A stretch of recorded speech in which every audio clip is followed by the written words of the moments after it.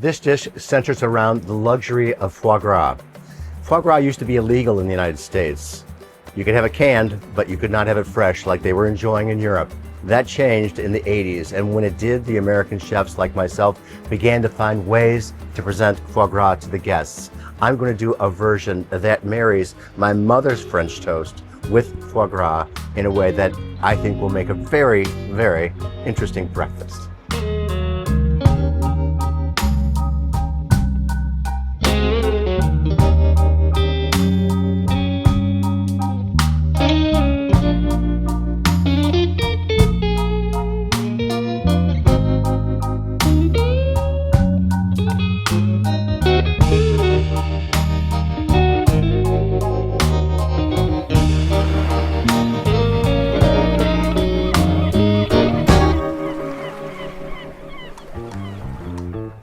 French toast wouldn't be French toast in my house without maple syrup and something else going on. So I'm going to just bring this pot over here, put some maple syrup into it, and then I'm going to add some beautiful blueberries, which happen to be in season. Just go ahead and use the whole thing because you can save whatever you don't use in the refrigerator. Our mother was the French toast queen, and she made French toast for us, and the kids were happy. I'm going to go ahead and put this on a low flame and get it moving. Now the next thing we have to do is make our marinade for the foie gras. So this is where it moves away from mom's version into my version. So simply, I'm going to take a mixture of Cointreau, and that's going to be the primary ingredient into this marinade. Then I have some vanilla extract. If you have fresh vanilla bean, please feel free to use that. And then I'm going to put in some nutmeg. That's very powerful, so just a little bit. Common elements of French toast would be some vanilla and some nutmeg, so I have that right here. The uncommon one was the first one, the Cointreau. Just stir that up. Now the next thing, and this is where it gets really chefy, I guess, is we have a lobe of foie gras. This is the smaller side of the lobe, and we slice it. With foie gras, you've got something that's somewhere between muscle and butter, and so it has a texture that you want to be aware of and work with a concentration and a very sharp knife and some very warm water, because you're going to be slicing the foie gras and you want to be moving through it with great delicacy. If you've been watching the show, that you know, then we like to go a little bit further. The cross hatching of the foie gras is a chef's technique, but one that's easily done, as you can see from watching this.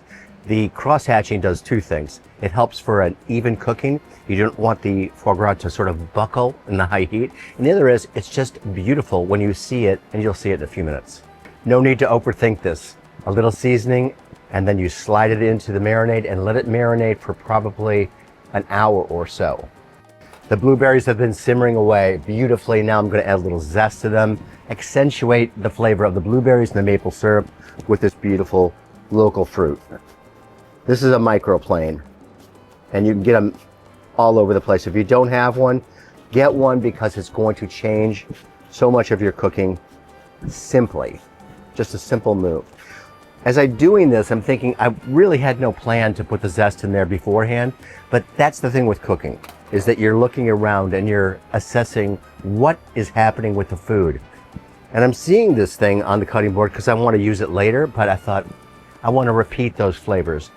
Why do you think they call it the zest for life?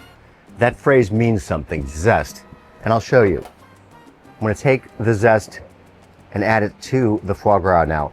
Smelling it over there with the berries just had me thinking about, what is curacao made from? In part, it's made from citrus peels. So a little bit of citrus zest is going in there. In the zest, you have the volatile oils that make for extraordinary perfume. Because the foie gras is so delicate, and out here in the warmth, it's becoming even more delicate, I'm not going to stir this around and disturb it and potentially smash the lobes of the foie gras. Next, I'm going to be making the custard for the brioche. Custard is simple. It's a combination of eggs and dairy, in this case, half and half. See how I broke that egg on the flat of the cutting board? Because Jacques Pepin, one of the greatest teachers ever when it comes to cuisine, showed us that if you did it this way, it's so easy to get shell into your mixture.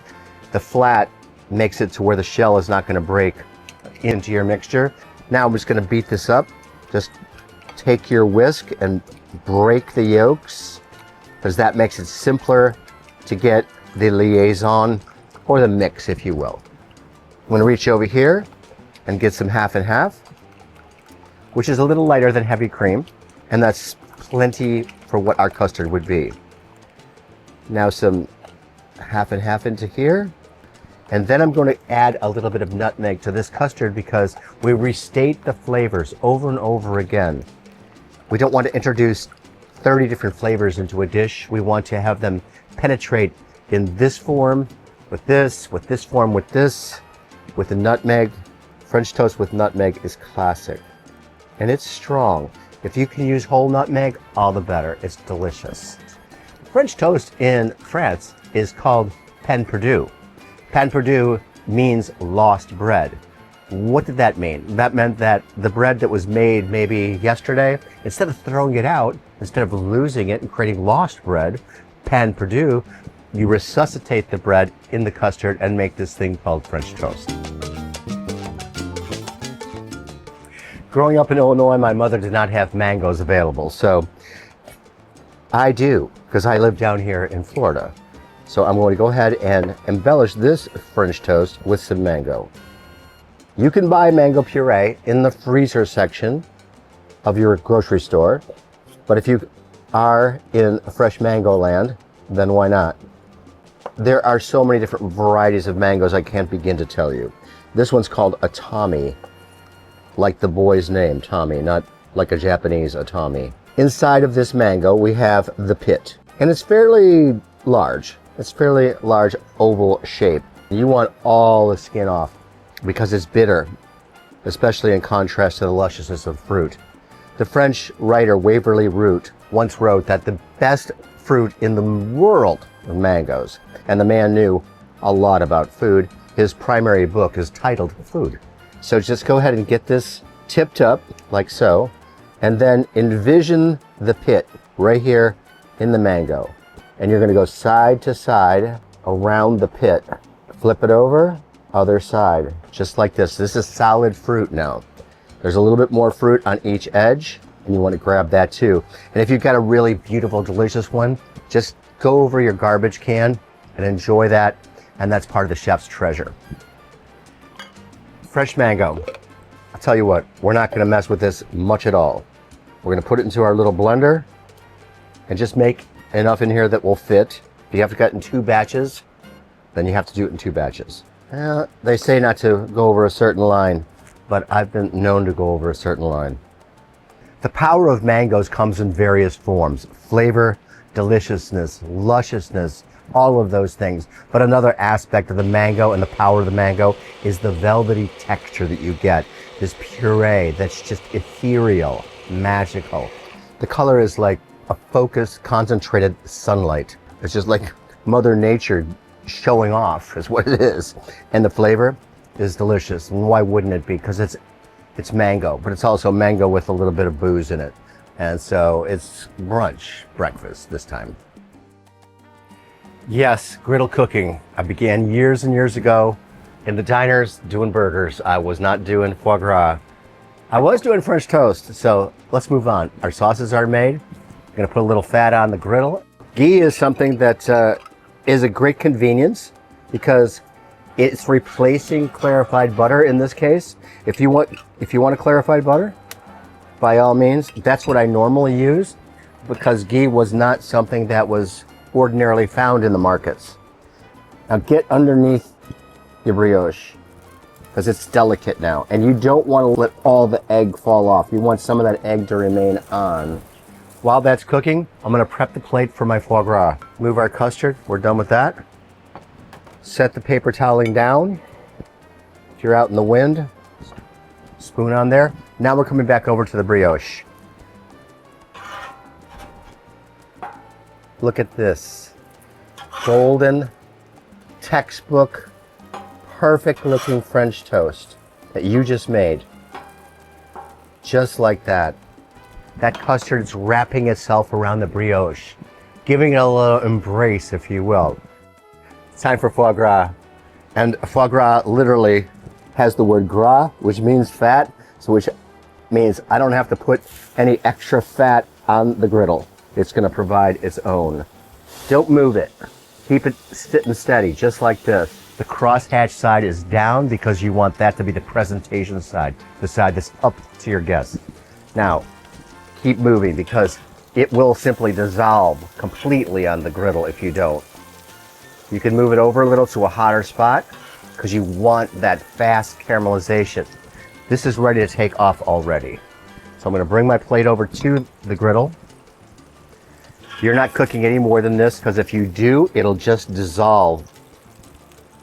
Time for plating. Bring everything close to your cutting board because you want everything around you now, because this is the moment where you're actually going to paint the picture of plating. I really don't know all the time exactly how I'm going to do something until I begin to do it, and the food gives me the direction. So, our presentation plate, 2 sauces, the blueberry sauce and the mango puree. There's many different ways that you can do this. You're making up your mind as you're going along. There's more syrup in here than blueberries now.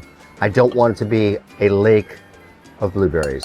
I do know that. So I'm going to start right there. If I want to add some more, I can. Then I have the mango puree. This has got more of a texture to it, a viscosity. The mango and the blueberry, even though they did not grow up together, they're friends. They became friends. They're sweet friends. Now I'm going to take the French toast. And I'm looking at the shape of the wafer of the foie gras, and I'm looking at the shape of the French toast. And I'm thinking, how am I going to do this? And I'm going to do it just like I would. Just let the natural sort of flow of these shapes work together. This is a stack of French toast. I got an extra piece of French toast because I wanted to have the choice of the 2 most beautiful pieces of French toast. I actually have an extra piece of the foie gras. And there we have our French toast, and we'll finish that. Something that we used twice before, the zest of the orange. It's like anything that you're going to create. You make these decisions on things going together. My role as far as being a chef is to tell a story. I want to start off the premise of the story being something simple and familiar, a love story. But then, like any good movie maker, any good novelist, or any good chef, I want to take you to a place that was unexpected. And that's what I hope we did with this dish. We took my mother's French toast, and then we took it for a sleigh ride.